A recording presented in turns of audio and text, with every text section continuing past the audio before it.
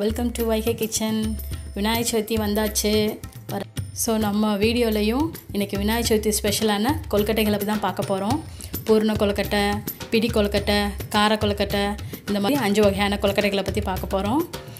வாங்க வீடியோக்குள்ளே போகலாம். கொழுக்கட்டை பண்ணுறதுக்கு முக்கியமாக 2 விஷயம் தேவைப்படும். ஒன்று மேல் மாவு, இன்னொன்று பூரணம். மேல் மாவு பண்ணுறதுக்காக பச்சரிசி மாவு எடுத்திருக்கேன். இது கடையில் வாங்கின மாவு தான். ஸோ இதை நல்லா நம்ம வறுத்துக்கலாம். எதுவும் ஊற்ற வேண்டாம், ட்ரை ரோஸ்ட் பண்ணால் போதும். கொஞ்சம் மாவு நல்லா சூடானதும் நம்ம இறக்கிடலாம். இப்போ நான் ஒரு பாத்திரத்தில் 2 டம்ளருக்கு தண்ணி எடுத்திருக்கேன். தண்ணி நல்லா காயட்டும். இது கூட கொஞ்சம் உப்பு ஆட் பண்ணிக்கிறேன். 1 டம்ளர் அரிசி மாவுக்கு 2 டம்ளர் தண்ணி. ஸோ இப்போ தண்ணி நல்லா காஞ்சிருச்சு. மாவு நம்ம உள்ளே கொட்டிடலாம். கொட்டிட்டு இந்த மாதிரி சூடாக இருக்கும்போது நல்லா கிளறிடுங்க. இது கூட நம்ம இப்போ கொஞ்சமாக 1 டீஸ்பூன் எண்ணெய் சேர்த்துக்கலாம். ஸோ எண்ணெய் சேர்த்திங்கன்னா இந்த மாதிரி சட்டியில் நல்லா ஒட்டாமல் வரும். பாருங்கள், கையில் நல்லா ஒட்டலை. இதுதான் பதம். இந்த பதம் வந்தோடனே நம்ம இப்போ ஸ்டாப் பண்ணிடலாம். ஸோ இப்போ அந்த மாவை எடுத்து சின்னதாக இந்த மாதிரி உருண்டை பிடிச்சிக்கலாம். ஸோ கையில் நல்லா எண்ணெய் தடவிட்டு சின்னதாக இந்த மாதிரி உருட்டி வச்சுக்கலாம். ஸோ இந்த கொழுக்கட்டைக்கு பேர் மணி கொழுக்கட்டை. பாருங்கள் எப்படி மணியாக இருக்குன்னு. ஸோ இதனால தான் இதுக்கு பேர் மணி கொழுக்கட்டை. இப்போ நம்ம இதை ஒரு இட்லி பாத்திரத்தில் வச்சு நல்லா வேக வச்சிடலாம். 7 மினிட்ஸ் போதும் வேகிறதுக்கு. ஏன்னா ஆல்ரெடி நம்ம வேக வச்சுருக்கோம் இல்லையா மாவு, அதனால் 7 மினிட்ஸ்லேயே வந்துடும். வெந்த கொழுக்கட்டையை கொஞ்சம் ஆற வச்சுருங்க. இப்போ நம்ம இதை தாளிச்சிடலாம். கடுகு, சீரகம் போட்டிருக்கேன். கொஞ்சம் கருவேப்பிலையும் ஆட் பண்ணிக்கிறேன். இது கூட 4-5 மிளகா வத்தல் போட்டிருக்கேன். கொஞ்சம் பெருங்காயத்தூள் ஆட் பண்ணிடுங்க. ஸோ இப்போ நம்மளோட கொழுக்கட்டைகளை போட்டுடலாம். ஸோ ஆல்ரெடி நான் மாவுலேயே உப்பு சேர்த்துருக்கோம். உங்களுக்கு உப்பு பத்தலைன்னா இப்போ கூட நம்ம சேர்த்துக்கலாம். சின்ன உப்பு போடாமல் விட்டிங்கன்னா இந்த இடத்துல போட்டுக்கோங்க. இது கூட இப்போ நம்ம கொஞ்சம் தேங்காய் பூவும் ஆட் பண்ணிக்கலாம். இது கொஞ்சம் இறக்குறதுக்கு முன்னாடி ஆட் பண்ணிக்கோங்க. லைட்டாக வதங்கினா போதும், தேங்காய் ரொம்ப வதங்க வேண்டாம். இப்போ நம்மளோட மணி கொழுக்கட்டை ரெடி ஆகிடுச்சு.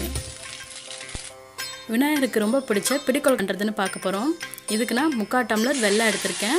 இதுக்கு 1/4 டம்ளர் தண்ணி ஊற்றி கொஞ்சம் பாயில் பண்ணுறேன். ஸோ இது வெல்லம் நல்லா கரையிறதுக்காக தான். ரொம்ப கொதிக்கணும் அப்படின்லாம் அவசியம் கிடையாது. ஜஸ்ட்டு சர்க்கரைலாம் கரைஞ்சால் நீங்கள் ஆஃப் பண்ணிவிடுங்க. இதுக்கு 1 டம்ளர் மாவு எடுத்திருக்கேன் நான். 1 டம்ளர் மாவுக்கு 3/4 டம்ளர் வெல்லம் போதுமானது. மாவை நம்ம நல்லா வறுத்துக்கலாம். ஸோ இந்த மணி வறுத்துட்டு ஸோ அதில் இந்த வெல்லத்தை வடிகட்டி ஊற்றிடலாம். சில நேரம் டஸ்ட் இருக்கும், ஸோ அதனால் இந்த மணி ஊற்றிடலாம். இப்போ நம்ம அந்த மாவை நல்லா கிளறிடலாம். மாவை நல்லா வெல்லத்தோடு கிளறிட்டு ஃப்ளேம் ஆஃப் பண்ணிடுங்க. அது கொஞ்சம் நேரம் ஆறட்டும். ஆறுனதுக்கப்புறம் 1 டீஸ்பூன் நெய் விட்டு இந்த மாதிரி நல்லா பிசைஞ்சு எடுத்துக்கலாம்.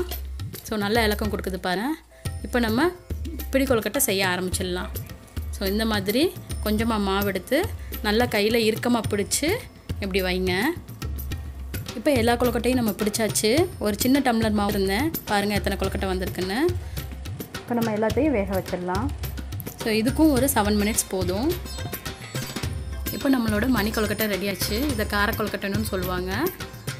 நம்மளோட பிடி கொழுக்கட்டையும் ரெடி ஆகிடுச்சு. பாருங்கள் எப்படி இருக்குன்னு சொல்லிட்டு. வாங்க இப்போ நம்மளோட பூர்ண கொழுக்கட்டை எப்படி பண்ணுறதுன்னு பார்க்கலாம். புதுசாக கொழுக்கட்டை பண்ணுறவங்க, டைரெக்டாக சுடுதண்ணியில் மாவு போட பயமாக இருக்குன்றவங்க இந்த மாதிரி 1 டம்ளர் மாவுக்கு ஆல்ரெடி வறுத்து வச்சுருந்தோம் இல்லையா, அந்த மாவுக்கு 2 டம்ளர் தண்ணி ஊற்றி எப்படி டைரெக்டாகவும் ஊற்றலாம். ஸோ இது கூட கொஞ்சம் எண்ணெய் ஆட் பண்ணிக்கோங்க. ஸோ இந்த மணி கிளறிட்டே இருங்க. நான் இப்போ நிறையா அதுக்கு பண்ண வேண்டியது 3-4 கொழுக்கட்டை பண்ணுறதுனால கொஞ்சம் நிறையா மாவு எடுத்திருக்கேன். ஸோ அதனால் நான் கொஞ்சம் நிறையா பண்ணுறேன். ஸோ இது ஃபஸ்ட்டு உங்களுக்காண்டி காமிக்கிறேன். ஸோ இந்த மாதிரி நிறையா எடுத்து பண்ணிங்கன்னா இந்த மாதிரி கெட்டியாகும். ஓகேங்களா? இந்த மாதிரி நல்லா கெட்டியாக ஆக கிளறிட்டே இருங்க. ஸோ விடாமல் கிளறிட்டே இருக்கணும். விட்டிங்கன்னா அடி பிடிச்சிரும். ஸோ அலுமினிய பாத்திரம் அப்படி இல்லைனா அடிப்பிடிக்காத பாத்திரமாக எடுத்துக்கோங்க. நான்ஸ்டிக் அந்த மாதிரி. சில்வர்லாம் யூஸ் பண்ணாதீங்க, அது சீக்கிரம் அடி பிடிச்சிரும். இப்படி நல்லா சுருள கிளறணும். எல்லா மாவும் நல்லா ஒட்டி வரும்.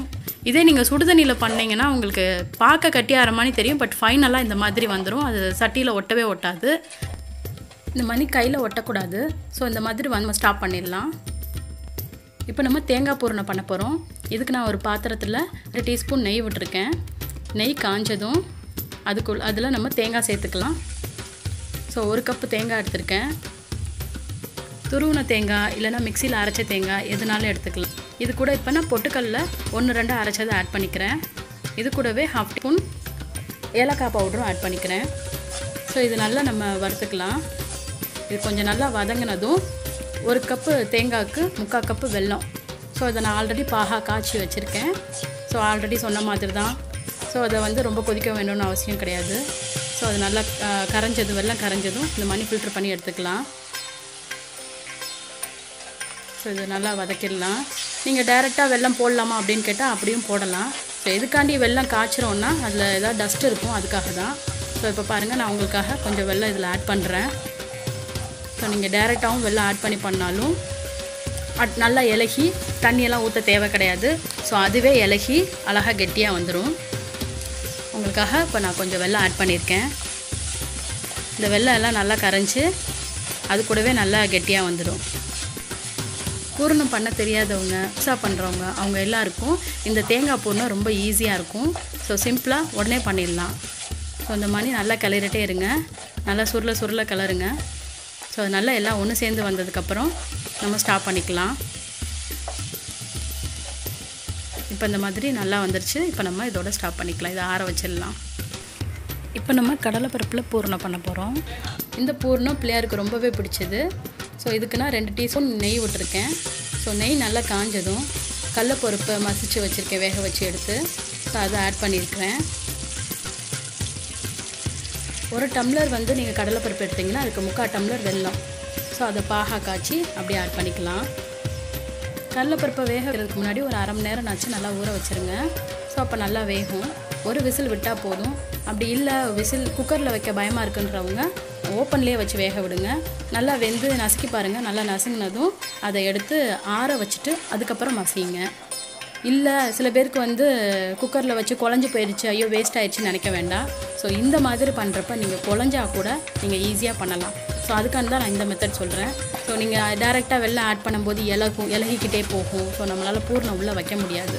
இந்த மாதிரி பண்ணும்போது பருப்பு தண்ணியான கூட நம்ம யூஸ் பண்ணிக்க முடியும். ஏன்னா வெல்லம் வந்து நல்லா இறுக்கம் கொடுக்கும். ஸோ நல்லா அது சுருள கிளறி மாதிரி இறுகி கெட்டியாக கொண்டு வந்துடலாம். ஸோ இந்த மாதிரி கெட்டியான உடனே நம்ம ஸ்டார்ட் பண்ணிக்கலாம். ஸோ இதுதான் பதம். இதை நம்ம ஆற வைக்கலாம்.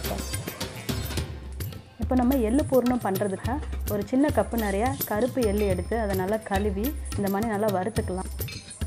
ஸோ நல்லா வறுக்கும்போது இந்த மாதிரி சத்தம் வரணும். அந்த சத்தம் வர்றது தான் வந்து கணக்கு. ஸோ இந்த மாதிரி சத்தம் வர்ற வரைக்கும் நல்லா வறுத்துருங்க. அப்போ தான் கசக்காது. இப்போ நம்ம இது கூடவே துருவின தேங்காய் இல்லைனா அரைச்ச தேங்கலாம் 1/2 கப்பு. அது கூட 1/2 டீஸ்பூன் ஏலக்காய் ஆட் பண்ணியிருக்கிறேன். ஸோ இதுக்குமே வந்து நம்ம எவ்வளோ எடுத்துருக்கோமோ அந்த அளவில் 3/4 கப்பு வெல்லம் எடுத்து அதை பாகா காய்ச்சி ஆட் பண்ணியிருக்கேன். ஸோ தூசி இல்லாத சுத்தமான வெல்லமாக இருந்தால் நீங்கள் டைரெக்டாக கூட ஆட் பண்ணிக்கலாம். ஸோ இந்த மாதிரி நல்லா கிளறுங்க. சுருள கிளறு நல்லா கெட்டியாக வரைக்கும் நம்ம கிளறணும். ஸோ எந்த கப்பில் எடுக்கிறீங்களோ அந்த கப்பில் 1/2 கப்பு தேங்காய் எடுத்துக்கோங்க. இது கூட நான் இன்னும் 2 டீஸ்பூன் நெய் ஆட் பண்ணிக்கிறேன். ஏன்னா நம்ம இனிஷியலாக நெய் ஆட் பண்ணல இல்லையா? ஸோ அதனால் நம்ம இப்போ ஆட் பண்ணிக்கிறேன். ஸோ நெய் சேர்த்தா நல்லா வாசமாகவும் இருக்கும், கொழுக்கட்டைக்கு நல்ல டேஸ்ட்டும் கொடுக்கும்.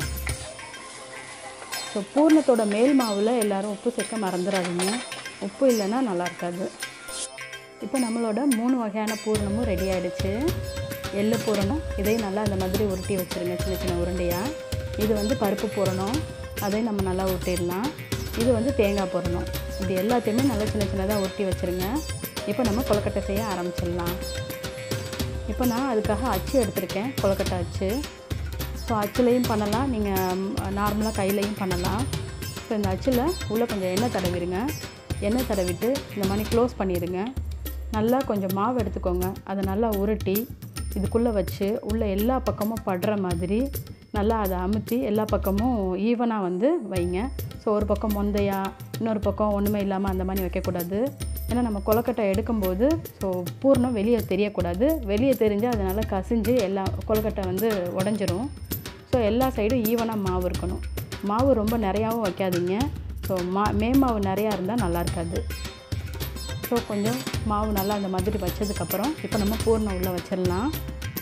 இப்போ நான் எள்ளு பூர்ணம் எடுக்கிறேன். ஸோ பூர்ணம் வந்து ரொம்ப உருண்டை, ரொம்ப அகலமாக பெருசாக இருக்கக்கூடாது. அப்படியே இருந்தாலுமே இந்த மாதிரி நீளமாக பண்ணிவிட்டு உள்ளே வச்சுருங்க. இப்போ கொஞ்சமாக மாவு எடுத்து கீழே இருக்கிறதையும் நம்ம மறைச்சிடலாம். ஸோ இந்த மாதிரி கீழேயும் நல்லா மாவு வச்சு அடைச்சிட்டு இப்போ நம்ம ஓப்பன் பண்ணலாம். பாருங்கள், எண்ணெய் தடவிட்டு பண்ணனால அழகாக வரும் வச்சு. இந்த மாவு அப்படியே ஸ்ட்ராங்காக நிற்கும். நம்ம கை பட்டவனெல்லாம் அப்படிலாம் போகாது. பாருங்கள், நம்ம எத்தனை தடவை வேணாலும் அப்படியே ஒன்று ஒன்றா எடுத்து வைக்கலாம். இதே அச்சில் நம்ம இந்த 3 பூரணத்தையும் வச்சு பண்ணிக்கலாம். ஸோ இந்த கொழுக்கட்டைக்கு தான் அப்படின்லாம் கிடையாது. ஸோ இந்த அச்சில் வந்து நம்ம 3 பூரணமே வச்சுக்கலாம். ஸோ இந்த மாதிரி எல்லா பூரணமும் நான் வச்சு காமிக்கிறேன். அச்சு இருந்தால் கொஞ்சம் ஈஸியாகவே நம்ம கையில் பண்ணுறதை காட்டிலும். இப்போ அதில் ஃபுல்லாக எல்லா பக்கமும் நான் மாவு அப்ளை பண்ணேன். இப்போ நான் தேங்காய் பூரணம் உள்ளே வச்சுருக்கேன். ஸோ வெளியில் மாவு வச்சு அதை க்ளோஸ் பண்ணிடுங்க. ஸோ அதில் கேப் எதுவும் இருக்கக்கூடாது. இருந்துச்சுன்னா கசிஞ்சிரும். இப்போ நான் பருப்பு பூரணம் உள்ளே வைக்கிறேன். அதே மாதிரி பூரணம் நிறையா வைக்க வேண்டாம். இப்போ நம்மளோட பருப்பு கொழுக்கட்டையும் ரெடி ஆகிடுச்சு. இப்போ நம்ம மடக்கு கொழுக்கட்டை எப்படி பண்ணுறதுன்னு பார்க்கலாம் ஈஸியாக. ஸோ நல்ல ஷேப்பாக அச்சே இல்லாமல் எப்படி பண்ணலான்னு பார்க்கலாம். ஸோ நல்ல பாலித்தீன் ஷீட் எடுத்துக்கோங்க. அதில் நல்லா எண்ணெய் தடவிட்டு இந்த மாதிரி மாவு நல்லா உருண்டையாக உருட்டிக்கோங்க. ஸோ அதை நல்லா லைட்டாக தட்டிட்டு ஸோ மிச்சம் எக்ஸஸாக இருக்கும் இல்லையா பாலித்தீன் பேப்பர், அதை அது மேலே மடக்கிடுங்க. ஸோ மடக்கும்போது கொஞ்சம் கேப் விட்டு மடக்குங்க. ஏன்னா நம்ம ரவுண்டாக செய்யும்போது ஈவனாக சுற்றி எல்லா பக்கமும் பேப்பர் இழுக்கணும். ஸோ நம்ம மடக்கும்போது மாவை ஒட்டி மடக்கிறாதீங்க. கொஞ்சம் கேப் விட்டு மடக்குங்க. இந்த மாதிரி மேலே அப்படியே தோசை சுடுற மாதிரி தேய்ச்சி மட்டும் விடுங்க. அழகாக ரவுண்டாக வந்துடும். இப்போ அதில் நம்ம பூரணத்தை வைக்கலாம். சென்டரில் வைக்கக்கூடாது. எப்போயுமே பூரணத்தை கொஞ்சம் மேலே தூக்கி தான் வைக்கணும். ஏன்னா அப்போ தான் மடங்கிறதுக்கு ஈஸியாக இருக்கும். ஸோ நம்ம கையில் திருப்பாமல் பேப்பரோடு மடக்குங்க. பேப்பரோடு இந்த மாதிரி மடக்கிட்டு சுற்றி அப்படியே ஒட்டி விடுங்க. நல்லா நீங்கள் தேய்ச்சி விட்டிங்கன்னா நீங்கள் அது ஒட்டின மாதிரியே தெரியாது. நல்லா ஈவனாக இருக்கும். ஸோ இப்போ நம்ம பேப்பரை எடுத்துடலாம். ஸோ இந்த மாதிரி பேப்பரை எடுத்துகிட்டு ஒரு ஸ்பூனோ இல்லை இந்த மாதிரி ஏதாவது பிளாஸ்டிக்கில் கத்தி மாதிரி இருக்கும் இல்லையா, ஸோ அது அந்த மாதிரி எது இருந்தாலும் எடுத்துக்கோங்க. எடுத்துகிட்டு இப்போ நம்ம ஷேப்பாக சுற்றி கட் பண்ணிக்கலாம். பாருங்கள், இந்த மாதிரி சுற்றி ஈவனாக கட் பண்ணிடுங்க. இதில் நீங்கள் டிசைன் கூட ஏதாவது எட்ஜில் வந்து ஏதாவது டிசைன் போடணுன்னாலும் போட்டுக்கலாம். இதை நம்ம ஸ்பூனை வச்சும் கூட பண்ண முடியும்.